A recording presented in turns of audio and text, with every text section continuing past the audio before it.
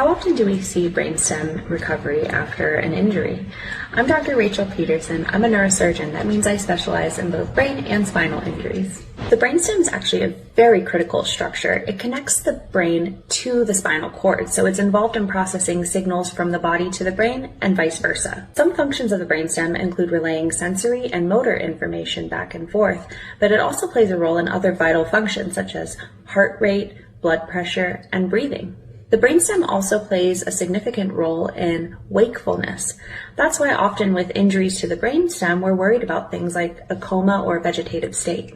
Recovery from brainstem injury can be very challenging, but it depends on the severity of the injury. More mild injuries with mainly sensory or motor dysfunction that's incomplete might see some form of recovery. However, someone who's been injured to the point where they're in a coma or a vegetative state are much less likely to see significant improvement.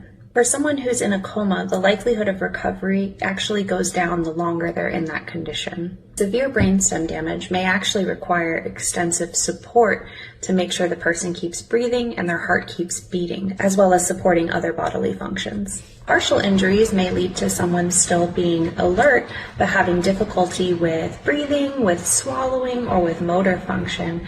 These tend to have better recovery the more extensive the rehabilitation, especially if signs of improvement are noticed early on. Recovery from brainstem injuries relies very heavily on neuroplasticity, which is training healthy parts of the brain to take over for the dysfunctional parts. Because of this concept, there needs to be enough healthy brain tissue to recruit for this to take place.